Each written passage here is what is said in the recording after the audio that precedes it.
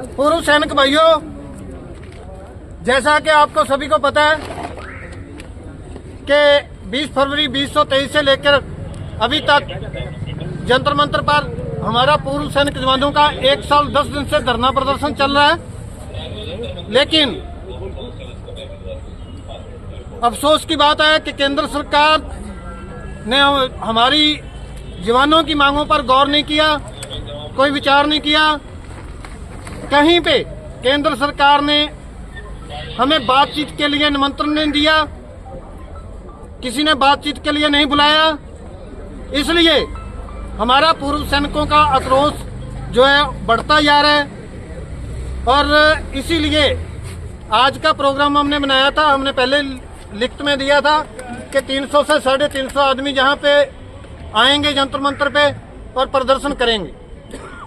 चाहे धारा 144 लगी हुई है, हम गिरफ्तारी से नहीं डरते, हम जेल से नहीं डरते, लेकिन हमारा ये भी है कि हमारा पुलिस प्रशासन से कोई झगड़ा नहीं है, कोई हम नहीं चाहते उनसे टकराव की स्थिति, क्योंकि वो अपनी ड्यूटी कर रहे हैं। हमारी मांगे हैं तो हमें ये मजबूरीवश करना पड़ रहा है, नहीं तो हम भी इसको करके खुश नहीं है। तो इसलिए आज का भी एक जो है केंद्र सरकार तक हमारा संदेश था।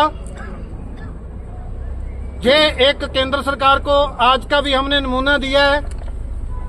पहले जैसा कि आपको पता है, शंभू रेलवे स्टेशन पर हमने जो है 14 घंटे के लिए रेल रोको किया था, लेकिन केंद्र सरकार की फिर भी आंख नहीं खुली।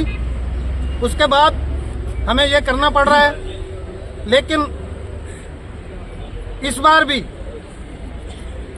हमें J&K और हिमाचल, यूपी और साउथर्न साइड हमें उनका जो है मना करना पड़ा।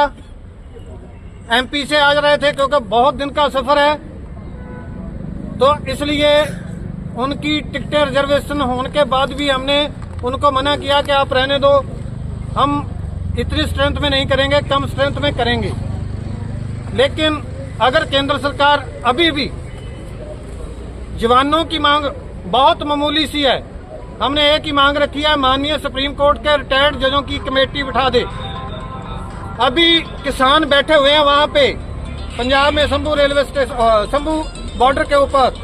केंद्र सरकार उनको बोल रही है हम कमेटी बिठा देते हैं, और हम लोग कमेटी मांग रहे हैं, लेकिन केंद्र सरकार कमेटी बिठाने को तैयार नहीं है। क्योंकि केंद्र सरकार को भी पता है कि पूर्व सैनिक जवानों के साथ, मैं जहां पे शब्द इस्तेमाल कर रहा हूं, जवानों के साथ अन्याय हुआ है, गलत हुआ है। तो जो हमारी मांगे हैं वो बिल्कुल जायज हैं। तो केंद्र सरकार को भी इस चीज का पता है कि अगर कोई भी कमेटी बैठती है तो उनको जवानों के हक में कुछ न कुछ देना ही पड़ेगा। इसीलिए केंद्र सरकार भाग रही है। उनको भी पता है 1947 से लेकर अब तक जवानों के साथ अन्याय हुआ है, गलत हुआ है, हमेशा इनके साथ दोयम दर्जे का व्यवहार किया गया है।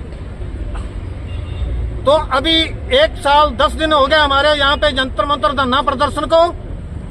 इसके बाद अभी हम यहाँ से अपनी गिरफ्तारी देंगे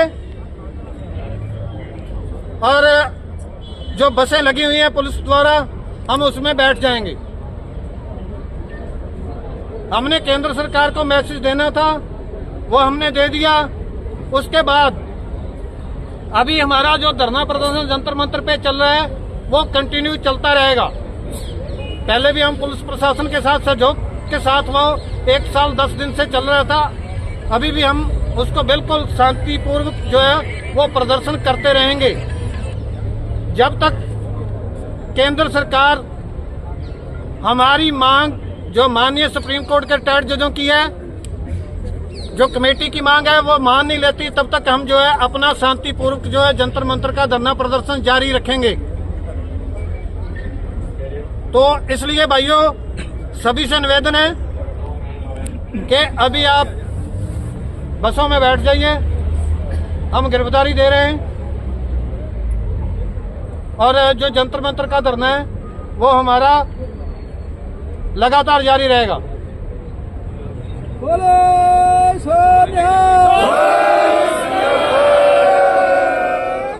सैनिक एकता जिंदाबाद, सैनिक एकता जिंदाबाद, सैनिक एकता जिंदाबाद, सैनिक एकता जिंदाबाद, इनकलाब जिंदाबाद, इनकलाब जिंदाबाद, भारत माता की जय, भारत माता की जय।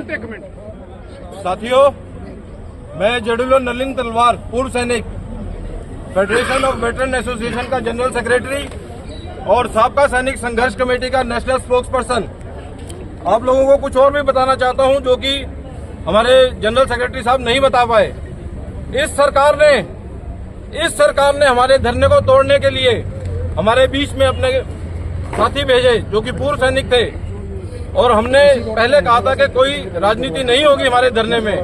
हमने उनको अध्यक्ष बनाया अपना, और सरकार ने जो है बैक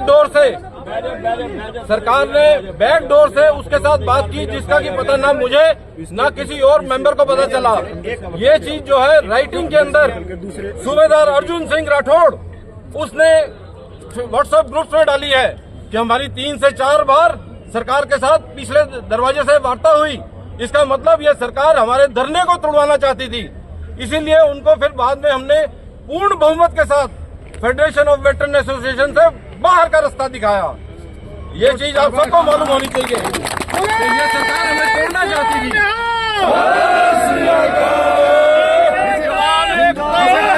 एकता